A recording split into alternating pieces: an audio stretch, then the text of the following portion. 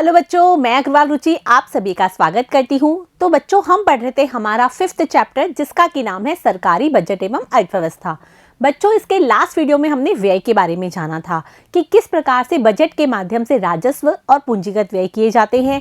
राजस्व व्यय में किस प्रकार से योजनागत और गैर योजनागत व्यय होते हैं और पूंजीगत व्यय में किस प्रकार से योजनागत और गैर योजनागत व्यय होते हैं। इसके बारे में हमने डिटेल से जाना था। वित्त विधेयक की हमने बात की थी और लिंग बजट की भी हमने चर्चा की थी। अब हम आगे बढ़ते हैं और पढ़ते हैं कि जो बजट है उसके कौन कौन से प्रकार होते हैं। तो बच्चों, जो बजट है वो 3 प्रकार का होता है। एक बजट जो होता है वो होता है संतुलित बजट, एक होता है अधिशेष बजट और एक होता है घाटे का बजट। संतुलित बजट का मतलब क्या होगा कि जिसमें व्यय और आय दोनों क्या होंगे, बराबर होंगे, तो वो कैसा हो गया, संतुलित बजट। और जब व्यय अधिक होगा आय की तुलना में, अर्थात जो सरकार है वो व्यय अधिक करती है और जो सरकार को जो आय प्राप्त होती है उसे वो होती है कम, तो उसे हम कहते हैं घाटे का बजट। जबकि यदि सरकार के द्वारा प्राप्त होने वाली आय अधिक होती है और होने वाला व्यय कम होता है तो उसे हम कहते हैं अधिशेष बजट। तो ये तीनों प्रकार के बजट हैं जिनका अर्थव्यवस्था में अलग अलग महत्व हैं। तो हम इन तीनों बजटों के बारे में बात करेंगे और इसके बाद हम बात करेंगे कि जो घाटे का बजट है वो किस लिए बनाया जाता है और घाटा किस प्रकार का होता है। ठीक है बच्चों, तो शुरू करते हैं हमारा ये वीडियो। संतुलित, अधिशेष और घाटे का बजट, हम इनका नाम जो है वो इंग्लिश में भी देख लेते हैं। संतुलित अर्थात हो गया बैलेंस्ड। अधिशेष अर्थात हो गया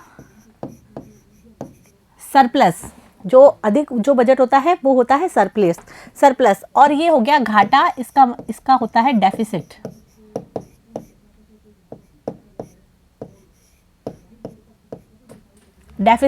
बजट। ठीक है, तो ये 3 प्रकार के बजट होते हैं। सरकार जमा आय के बराबर राशि खर्च कर सकती है, इसे हम संतुलित बजट के रूप में जाना जाता है। यदि सरकार के पास जो करों से या गैर करों से प्राप्त जो आय होती है वो जो सरकार व्यय करती है, जो कि योजनागत करती है और गैर योजनागत करती है, राजस्व व्यय करती है, पूंजीगत व्यय करती है, वो दोनों यदि बराबर होते हैं तो इस प्रकार जो बजट बनता है उसे हम संतुलित बजट कहते हैं। अगर इससे ज़्यादा खर्च करने की जरूरत पड़ती है तो बजट को संतुलित रखने के लिए करों के माध्यम से राशि प्राप्त करना पड़ेगा। कभी यदि संतुलित बजट बनाना है और सरकार के पास क्या है, आय के जो स्रोत हैं वो कम है, आय से जो प्राप्त राशि है वो कम है और सरकार का व्यय अधिक हो रहा है, तो सरकार को क्या करना पड़ेगा, जो अपनी आय है वो बढ़ानी होगी, तभी वो क्या कर पाएगी, सरकार जो आय और व्यय को बराबर करके संतुलित बजट का निर्माण कर पाएगी। अर्थात इसके अंदर क्या होता है, आय जो होती है सरकार की वो व्यय के बराबर होती है। हमने भी प्राप्तियों की बात की थी ना, तो जो आय अर्थात हम इसको प्राप्तियां भी कह सकते हैं। आय ऑब्लिक प्राप्तियां जो बराबर होती है किसके, व्यय के। आय की या प्राप्तियों को हम कहते हैं रेवेन्यू, वो बराबर होता है सरकार की एक्सपेंडिचर के। तो ये जो बजट होता है वो कहलाता है सरकार का संतुलित बजट, जहां जो सरकार के जो कुल व्यय है वो कुल आय के बराबर होता है। ठीक है बच्चों, यहाँ पर यही लिखा है, जब कर से प्राप्त राशि आवश्यक आय से अधिक होती है तो इसे बजट अधिशेष कहा जाता है। जब सरकार को प्राप्त होने वाली आय तो अधिक होती है लेकिन सरकार जो जनता पर व्यय करती है वो कम करती है, तो ऐसे बजट को हम अधिशेष बजट कहते हैं, क्योंकि इसमें प्राप्त होने वाली राशि क्या होती है, अधिक होती है, जबकि खर्च करने वाली राशि कम होती है। तो इसे हम कह सकते हैं जब आय तो क्या होती है, अधिक, जबकि व्यय होता है कम, तो ऐसा जो बजट कहलाता है वो कहलाता है सरप्लस बजट, या फिर हम इसे कह सकते हैं अधिशेष बजट। ठीक है बच्चों, इसके बाद हालांकि मुख्यतः ऐसी भी स्थिति होती है जब व्यय राजस्व से अधिक हो। यह तब होता है जब सरकार घाटे वाली बजट चलाती है। जो तीसरा प्रकार है बजट का वो है घाटे का बजट। घाटे का बजट का अर्थात क्या है कि जो सरकार जो लोगों पर करने वाला खर्चा है वो तो अधिक करती है, जबकि सरकार को जो प्राप्तियां होती हैं वो क्या होती हैं, कम होती है। तो ऐसा बजट जो कहलाता है घाटे का बजट, जिसमें क्या होता है, जो व्यय है वो अधिक होता है आय की तुलना में। ठीक है। तो ऐसे बजट को हम घाटे का या डेफिसिट बजट कहते हैं। तो बच्चों ये जो बजट है घाटे का बजट, वो सरकार द्वारा क्यों बनाया जाता है? क्योंकि सरकार जनता के कल्याण के लिए अधिकाधिक कार्य करना चाहती है, इसीलिए सरकार जनता पर अधिक से अधिक पैसा खर्च करती है। तो इसलिए सरकार क्या करती है, अधिक पैसा खर्च करेगी तो सरकार का व्यय अधिक होगा और सरकार से को जो प्राप्त होने वाली आय है वो कम होती है। तो इसीलिए सरकार के द्वारा घाटे का बजट बनाया जाता है। कि ऐसी भी स्थिति होती है जब व्यय क्या होता है, सरकार के राजस्व अर्थात सरकार की प्राप्तियों से अधिक होता है, तो ऐसे में सरकार को घाटे वाली बजट बनाना होता है। ठीक है। इसके बाद आता है बजट घाटा अर्थात बजट डेफिसिट। क्या होता है बजट घाटा? जैसे हमने बताया कि व्यय तो अधिक और आय क्या होती है, कम होती है। जब सार्वजनिक व्यय अधिक होता है और सार्वजनिक आय क्या होती है, कम होती है, तो ऐसे घाटे को हम कहते हैं बजट में घाटा। ठीक है, बजटीय घाटा, बजट डेफिसिट। औपचारिक रूप से यह कुल प्राप्तियों राजस्व और पूंजीगत दोनों के ऊपर कुल व्यय राजस्व और पूंजीगत दोनों के अधिशेष को बताता है। समझ में आ गया होगा। यहाँ पर हमने कहा कि सार्वजनिक व्यय अधिक होता है सार्वजनिक आय के। तो हम भी जानते हैं जब हमने व्यय का वर्गीकरण पढ़ा था तो कि जो व्यय है वो दो प्रकार के होते हैं, राजस्व और पूंजीगत। ठीक है। तो राजस्व और पूंजीगत व्यय अधिक होता है किसकी तुलना में, आय की तुलना में। और आय अर्थात प्राप्तियां, जिसका हमने पढ़ा था कि दो प्रकार की होती है, राजस्व प्राप्ति और पूंजीगत प्राप्ति। तो कहने का तात्पर्य यह है कि राजस्व व्यय और पूंजीगत व्यय अधिक होता है राजस्व और पूंजीगत प्राप्तियों की तुलना में। ठीक है बच्चों।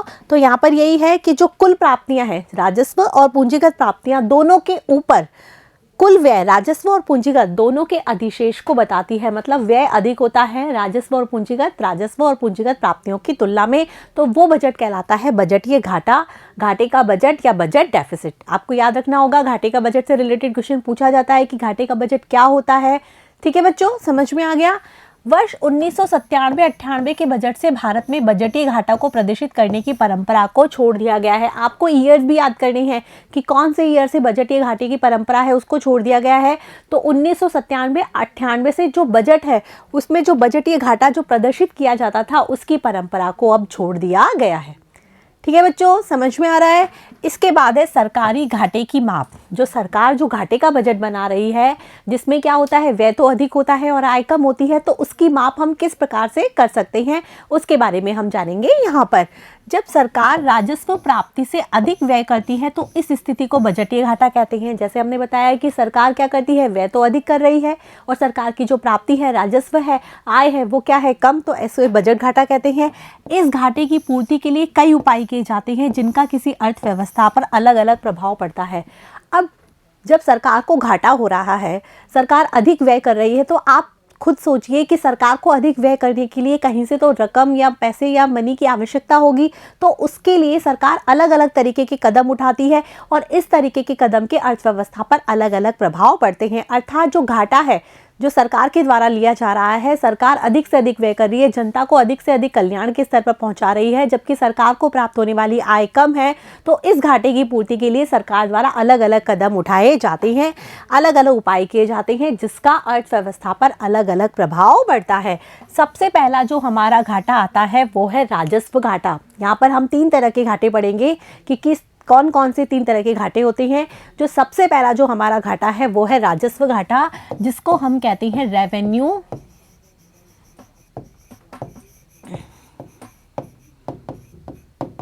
डेफिसिट।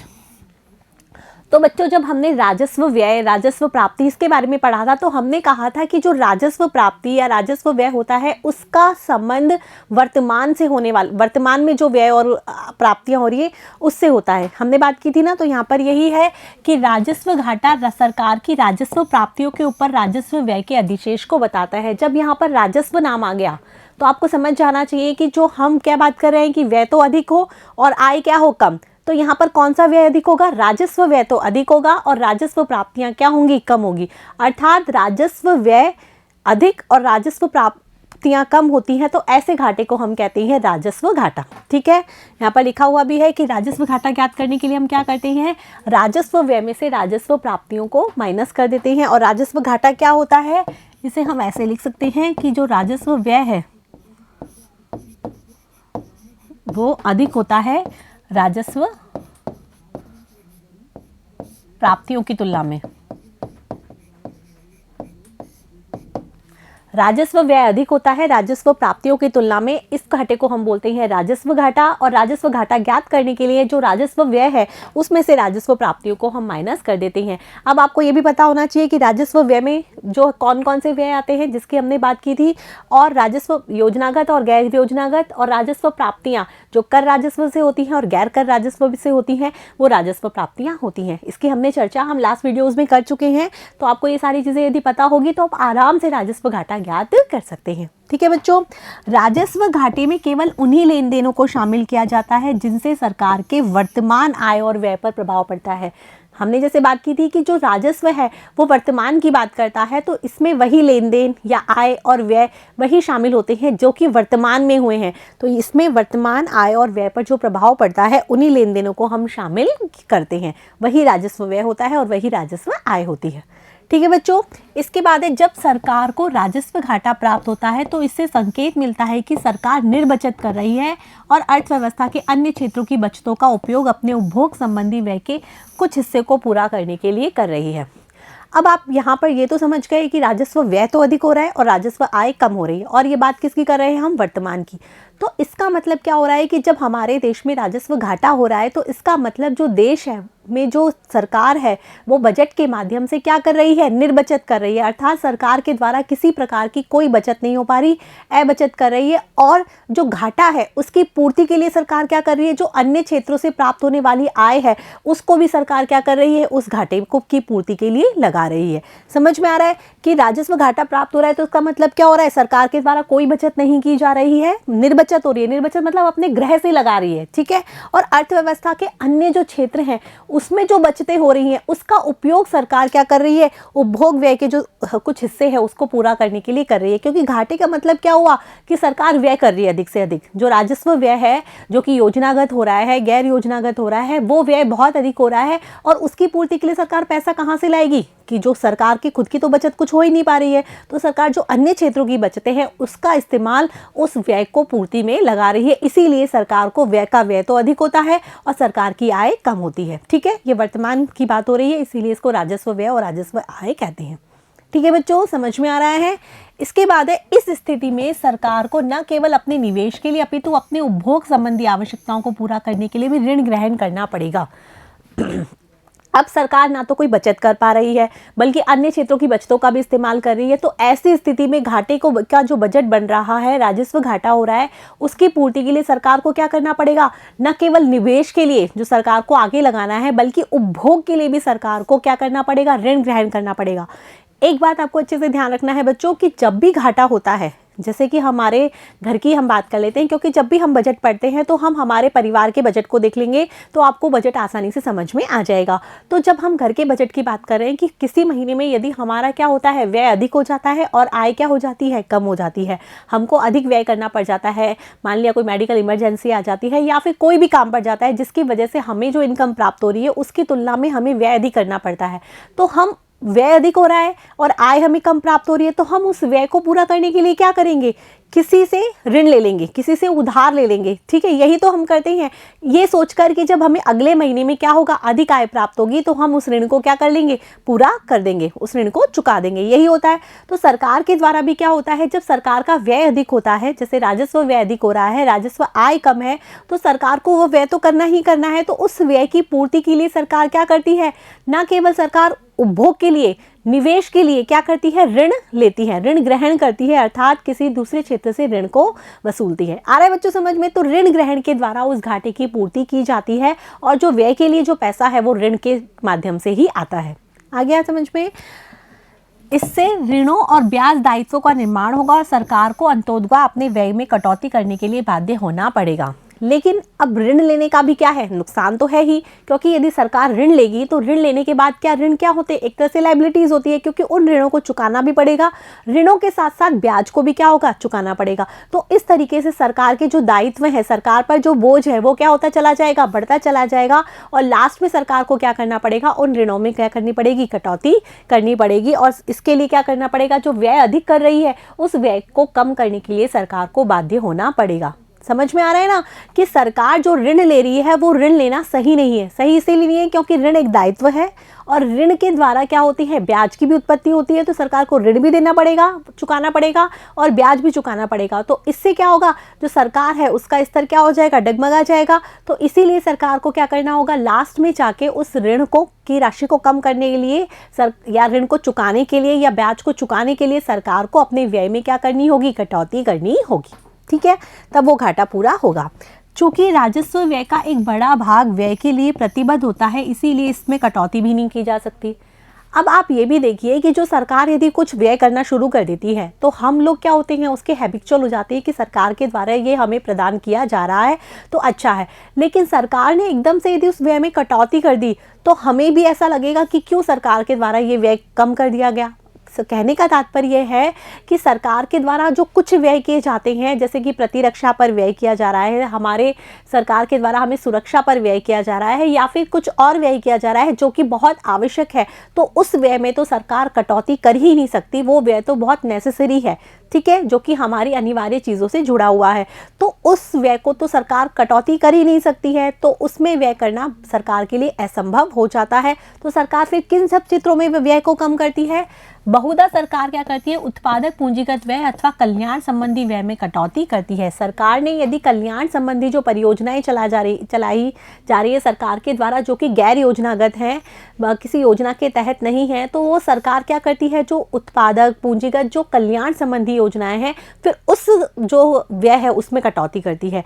जो कि व्यय अनिवार्य हैं, जिसमें कि कटौती करना संभव ही नहीं है, तो उसमें तो सरकार कटौती कर ही नहीं सकती। तो सरकार जो पूंजीगत और कल्याण संबंधी जो व्यय है उसमें फिर क्या करती है, कटौती करती है। ठीक है, इसके परिणाम स्वरूप विकास की गति धीमी होती है और कल्याण पर प्रतिकूल प्रभाव पड़ता है।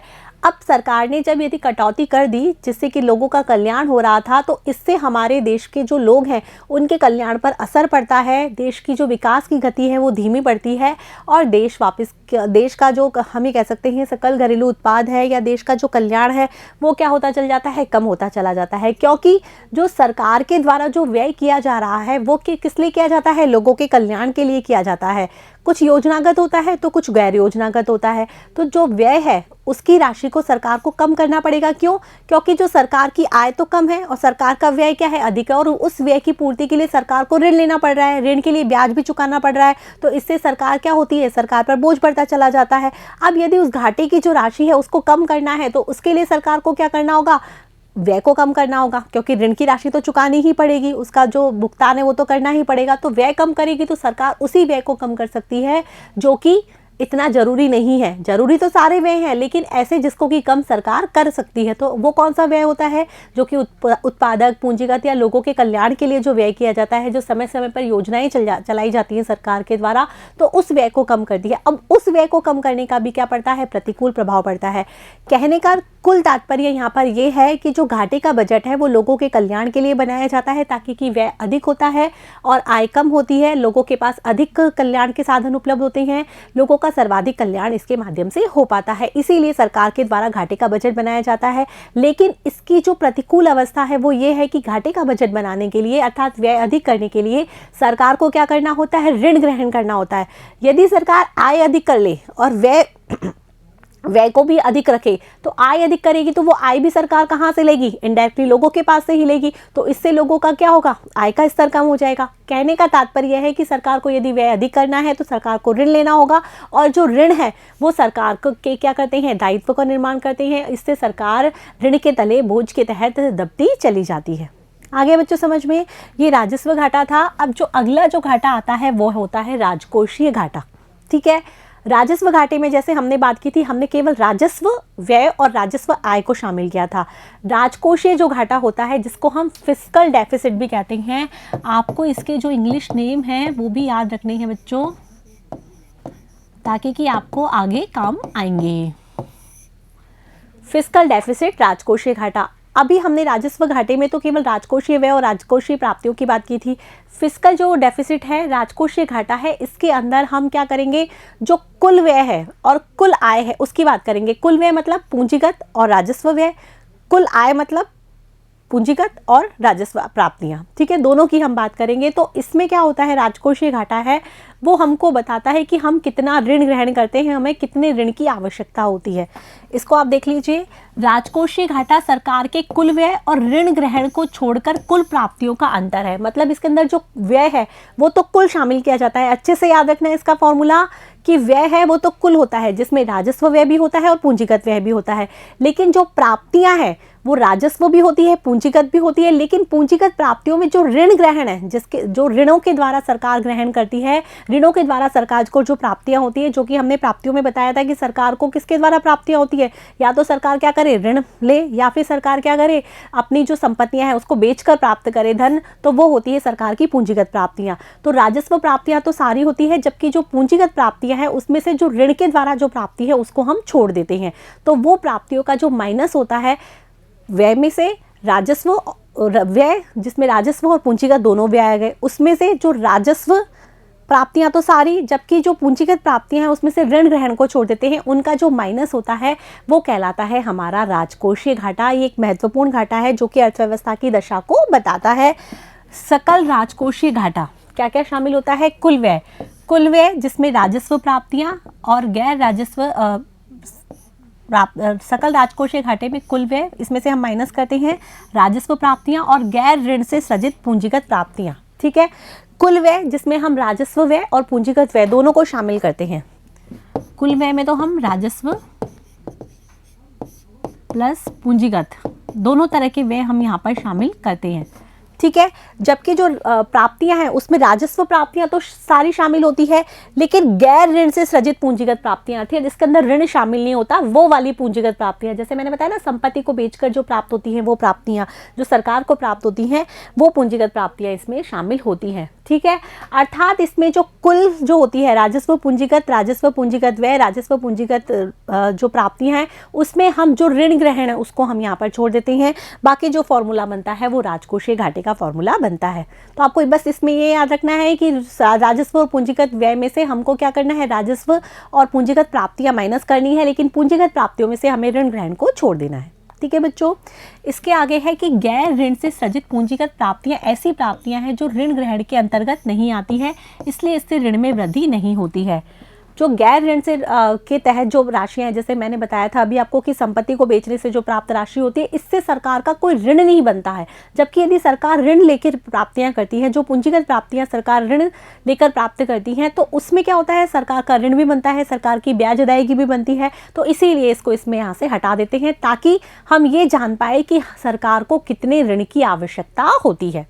ठीक है बच्चों, इसके उदाहरण हैं जैसे कि ऋणों की वसूली, ऋणों से जो वसूली की जाती है, जो सरकार ने ऋण लिए हैं वो, और सार्वजनिक उपक्रम है उसकी से बिक्री से प्राप्त राशि। ऋण यदि सरकार के द्वारा दिए गए थे उसकी सरकार वसूली करती है तो उसको हम यहाँ पर शामिल कर लेते हैं। यदि सरकार सार्वजनिक उपक्रमों की बिक्री करके राशि प्राप्त करी तो उसको हम यहाँ शामिल कर लेते हैं, लेकिन सरकार के द्वारा जो ऋण लिए जाते हैं उसको हम यहाँ पर शामिल नहीं करते हैं। तो आपको ये अच्छे से याद रखना है, समझ लेना है कि राजकोषीय घाटे में क्या चीज़ शामिल नहीं की जाती है। राजकोषीय घाटे का वित्त पोषण ऋण ग्रहण के द्वारा ही किया जाएगा। अब हमने इसके अंदर ऋण ग्रहण हटा दिया राजकोषीय घाटा में, तो हमें राजकोषीय घाटा ज्ञात करने के लिए जो घाटा हमें पूरा करना है तो उस घाटे को हम कैसे पूरा करेंगे, ऋण ग्रहण करके ही प्राप्त करेंगे। ठीक है, वो ऋण ग्रहण करके ही पूरा होगा। अतः इससे सभी स्रोतों से सरकार के ऋण ग्रहण संबंधी आवश्यकताओं का पता चलता है। जैसे हमने बताया था कि राजकोषीय घाटा बताता यही है कि सरकार को कितने ऋण की आवश्यकता है, सरकार कितना ऋण ग्रहण करना चाहती है। क्योंकि हमने इसके फॉर्मूले में जो ऋण ग्रहण है उसको हटा दिया था, तो इसीलिए हमें ज्ञात हो जाता है कि सरकार को कितने ऋण ग्रहण की आवश्यकता है। ठीक है, अब वित्तीय पक्ष से हम देखें तो सरकार कहाँ कहाँ से ऋण ग्रहण कर सकती है, कहाँ कहाँ है, जो कौन कौन से स्रोत हैं जिससे सरकार को ऋण प्राप्त होता है। तो सकल राजकोषीय घाटा जो घाटा है वो ऋण को बताता है, तो ऋण कहाँ कहाँ से मिल सकता है, निवल घरेलू ऋण, सरकार घरेलू क्षेत्रों से, घरेलू फर्मों से, घरेलू परिवारों से ऋण प्राप्त कर सकती है। ठीक है, भारतीय रिजर्व बैंक से ऋण ग्रहण, सरकार आरबीआई से ऋण ग्रहण कर सकती है, या विदेशों से ऋण ग्रहण, या फिर सरकार विदेशों से भी ऋण ग्रहण कर सकती है। तो ये तीनों प्रकार के ऋण ग्रहण ही किसको बताते हैं, राजकोषीय घाटे को। क्योंकि राजकोषीय घाटा क्या बताता है, जो सरकार है उसकी ऋण की आवश्यकताओं को बताता है कि सरकार को कितने ऋण ग्रहण की आवश्यकता है, और वो ऋण ग्रहण वो 3 क्षेत्रों से प्राप्त कर सकती है। तो ये तीनों क्षेत्रों का जो प्लस है वही राजकोषीय घाटे को बताता है। ठीक है, तो आपको ये एक लाइन है वो अच्छे से याद कर लेनी है, राजकोषीय घाटा मतलब सरकार की ऋण संबंधी आवश्यकता अर्थात ऋण ग्रहण। ठीक है बच्चों। इसके बाद है निवल घरेलू ऋण के अंतर्गत ऋण उपकरणों उदाहरणार्थ विविध लघु बचत योजनाओं के माध्यम से सीधे जनता से प्राप्त ऋण और वैधानिक तरलता अनुपात के माध्यम से अप्रत्यक्ष रूप से व्यावसायिक बैंकों से प्राप्त ऋण आते हैं। हमने यहाँ दो प्रकार के ऋण की बात की कि घरेलू ऋण वो इसमें कौन से आते हैं और भारतीय रिजर्व बैंक से जो ऋण ग्रहण है वो उसमें कहाँ से आते हैं। तो सरकार कैसे घरेलू ऋण प्राप्त करेगी? जो लोग छोटी छोटी बचत योजना करते हैं, बचत करते हैं, वो सरकार के पास यदि होती है, जैसे कि विविध लघु बचत योजनाएं चलाई जाती है, तो उससे सीधे जनता से प्राप्त कर सकते हैं सरकार ऋण, ठीक है। इसके अलावा जो वैधानिक तरलता अनुपात है जिसके बारे में हमने पढ़ा था SLR के बारे में, उसके माध्यम से अप्रत्यक्ष रूप से व्यावसायिक बैंकों से भी क्या कर सकते हैं? ऋण प्राप्त कर सकते हैं। आ रहा है बच्चों समझ में? तो सरकार के ये ऋण प्राप्त करने के स्रोत हैं जो कि किसको बताते हैं? राजकोषीय घाटे को बताते हैं। सकल राजकोषीय घाटा अर्थव्यवस्था के स्थायित्व और सार्वजनिक क्षेत्र की सुदृढ़ वित्तीय व्यवस्था के लिए निर्णायक चर है। जो सकल राजकोषीय घाटा है जो कि सरकार ऋण ग्रहण जो करती है वो होता है, उसमें सरकार का जो क्या अर्थव्यवस्था के स्थायित्व वाली स्थिति में है या नहीं है, या सार्वजनिक क्षेत्र की क्या सुदृढ़ वित्तीय व्यवस्था होनी चाहिए, उसके बारे में एक निर्णायक भूमिका निभाती है। क्योंकि यहाँ हमें पता चल जाता है कि सरकार कितने ऋण के बोझ के तले है, सरकार कितना ऋण ग्रहण कर रही है, तो इसके द्वारा हम ये ज्ञात कर सकते हैं कि सरकार की दशा कहाँ है, सरकार किस स्थिति में है, ठीक है। तो इसीलिए ये एक निर्णायक चर की भूमिका निभाता है राजकोषीय घाटा। राजस्व घाटा राजकोषीय घाटे का एक भाग है। हमने देखा कि राजस्व घाटे में क्या आता है? राजस्व व्यय और राजस्व आय दोनों का क्या आता है? अंतर आता है। और राजकोषीय घाटे में क्या आता है? राजस्व भी शामिल होता है तो पूंजीगत भी शामिल होता है, व्यय और आय दोनों शामिल होते हैं।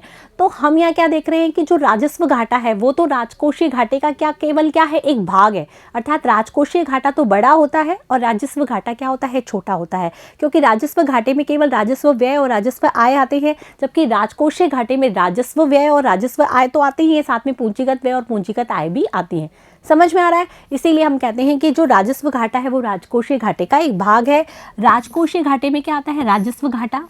हम ये भी कह सकते हैं कि राजस्व घाटा अर्थात राजस्व व्यय और राजस्व जो आय है उसका माइनस, साथ में क्या क्या आता है इसके अंदर? पूंजीगत व्यय में से गैर ऋण से सृजित पूंजीगत प्राप्तियां आती हैं। तो ये वाला फॉर्मूला भी यूज कर सकते हैं जिसमें हम राजस्व घाटा लिख सकते हैं कि राजस्व घाटा तो आता ही है, जिसका अर्थ है राजस्व व्यय में से राजस्व आ गया, ठीक है। साथ में राजकोषीय घाटे में पूंजीगत जो व्यय है वो तो आता है और उसमें से जो माइनस करते हैं हम पूंजीगत प्राप्तियां भी किससे? गैर ऋण से। ऋण वाले तो हम इसमें शामिल ही नहीं करते हैं, तो गैर ऋण से सृजित पूंजीगत प्राप्तियां भी इसमें आती हैं। ठीक है बच्चों, समझ में आ रहा है? राजकोषीय घाटे में राजस्व घाटे का एक बड़ा अंश ये दर्शाता है कि उधार का एक बड़ा हिस्सा उपभोग व्यय के लिए उपयोग किया जाता है, न कि निवेश के लिए। राजकोषीय घाटे में यदि राजस्व घाटा आ रहा है, देख रहे हो ना आप, राजकोषीय घाटे में राजस्व घाटा आ रहा है, राजस्व घाटा राजकोषीय घाटे का एक अंश है, वो ये दर्शाता है कि जो उधार लिया जा रहा है, ऋण लिया जा रहा है, उसका प्रयोग निवेश के लिए नहीं किया जा रहा है। क्योंकि पूंजीगत होता है वो निवेश के लिए किया जाता है और राजस्व होता है वो हमारे उपभोग संबंधी आवश्यकताओं के लिए होता है।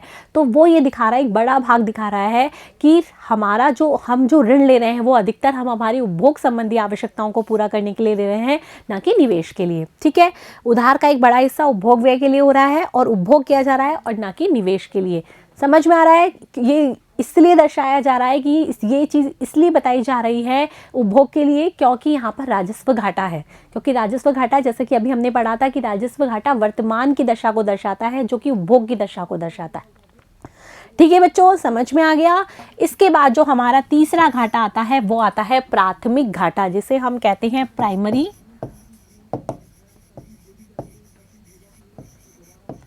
डेफिसिट। ठीक है, जो हमने दो घाटे पढ़ लिए, राजस्व घाटा, राजकोषीय घाटा। जो तीसरा घाटा है वो बताता है हमारा प्राथमिक घाटा। जो कि हमने अभी राजकोषीय घाटा पढ़ा है उसमें से हम जो भी ब्याज अदा कर रहे हैं सरकार के द्वारा, जो भी शुद्ध रूप से ब्याज की अदायगी हो रही है, उसको यदि हम माइनस कर देते हैं तो वो हमें प्राप्त हो जाता है प्राथमिक घाटा, जो कि हमें अर्थव्यवस्था की जो स्थिति है उसको अच्छे से दर्शाता है कि हमें कितनी ब्याज की अदायगी करनी पड़ रही है, और फिर वो जो बचता है वो प्राथमिक घाटा होता है। ठीक है, यहाँ पर लिखा हुआ है कि सरकार के ऋण ग्रहण आवश्यकताओं में संचित ऋण पर दायित्व शामिल होते हैं। मतलब जो सरकार के द्वारा जो भी ऋण ग्रहण किए जाते हैं जो कि हमने राजकोषीय घाटे में देखा कि राजकोषीय घाटा ऋण ग्रहण को दर्शाता है, वो ये दर्शाता है कि सरकार के दायित्व उत्पन्न हो रहे हैं, अर्थात सरकार की लाइबिलिटीज हो रही है जो कि सरकार को चुकानी है। ठीक है, तो वो दायित्व को दर्शाते हैं। प्राथमिक घाटे के माप का लक्ष्य वर्तमान राजकोषीय असंतुलन पर प्रकाश डालना है कि किस प्रकार से हमारा जो राजकोषीय क्या है असंतुलन चल रहा है, जो घाटा हो रहा है इसका मतलब क्या है, असंतुलन हो रहा है, व्यय अधिक हो रहा है, तो उस पर प्रकाश डालना है। किसका उद्देश्य, प्राथमिक घाटा ज्ञात करने का लक्ष्य। वर्तमान व्यय के राजस्व से अधिक होने के कारण होने वाले ऋण ग्रहण के आकलन के लिए प्राथमिक घाटे का परिकलन किया जाता है। जो वर्तमान में हम कितना व्यय कर रहे हैं और उसकी वजह से हम क्या कर रहे हैं, ऋण ले रहे हैं, उस ऋण ग्रहण के आकलन के लिए हम क्या करते हैं, प्राथमिक घाटे का माप यूज करते हैं। इसमें लिखा हुआ है कि वर्तमान व्यय के राजस्व, जो हमारा व्यय है जो हम अधिक कर रहे हैं, वो हमारे प्राप्त होने वाली आय से क्या है, अधिक है। ठीक है, और उसके वजह से हमें क्या करना हो रहा है, ऋण ग्रहण करना हो रहा है, ऋण संबंधी आवश्यकताएं जो कि हमने राजकोषीय घाटे में देखी, तो उसके आकलन के लिए प्राथमिक घाटे का परिकलन करना अति आवश्यक है। सरल भाषा में कह सकते हैं कि वह शेष है जो राजकोषीय घाटे में से ब्याज अदायगी को घटाने पर प्राप्त होता है। राजकोषीय घाटा जो कि हमने देखा ऋण ग्रहण है, और ऋण ग्रहण में से हम कितनी ब्याज की अदायगी कर रहे हैं उसको माइनस करने से हमें प्राथमिक घाटा ज्ञात हो जाता है। ठीक है, तो यहाँ पर यही है कि सकल प्राथमिक घाटा ज्ञात करने के लिए सकल जो राजकोषीय घाटा है उसमें से जो हमारे ब्याज दायित्व हैं, शुद्ध ब्याज दायित्व है जो कि हमें देने हैं, अदायगी जो हमें करनी है उसको हम माइनस कर देते हैं, तो प्राथमिक घाटा ज्ञात हो जाता है। निवल जो ब्याज दायित्व है, जो निवल है, शुद्ध लिख रखा है ना इसमें, शुद्ध ब्याज दायित्व, तो उसमें कौन से दायित्व आते हैं, एक तो घरेलू परिदाय पर सरकार द्वारा प्राप्त ब्याज प्राप्तियां से ब्याज अदायगी करने पर शेष राशि प्राप्त होती है। मतलब सरकार क्या करती है, ब्याज प्राप्त भी करती है तो ब्याज अदा भी करती है। तो सरकार के द्वारा जो घरेलू क्षेत्रों से ब्याज प्राप्ति होती है उसमें से सरकार द्वारा जो उनको ब्याज अदायगी की जाती है उसको माइनस किया जाता है, तो निवल ब्याज दायित्व आ जाता है, शुद्ध ब्याज दायित्व। ठीक है, तो उसको हम राजकोषीय घाटे में से क्या करते हैं, माइनस करते हैं। तो इस प्रकार से सकल प्राथमिक घाटा ज्ञात कर सकते हैं। ठीक है बच्चों, समझ में आ गया। तो इस वीडियो में हमने क्या जाना, हमने जाना घाटे के बजट के बारे में, संतुलित बजट के बारे में, और इसके बाद हमने बात की सरप्लस बजट है, अधिशेष बजट के बारे में। हमने जो घाटे का प्रकार है उसके तीनों प्रकार अच्छे से जाने, प्राथमिक घाटा क्या होता है, राजस्व घाटा क्या होता है, राजकोषीय घाटा क्या होता है, और ये चीज़ क्या दर्शाती हैं, इनमें क्या शामिल होता है और किस चीज़ को शामिल नहीं किया जाता है। तो आशा है कि आपको ये चीज़ें बहुत अच्छे से समझ में आई होगी।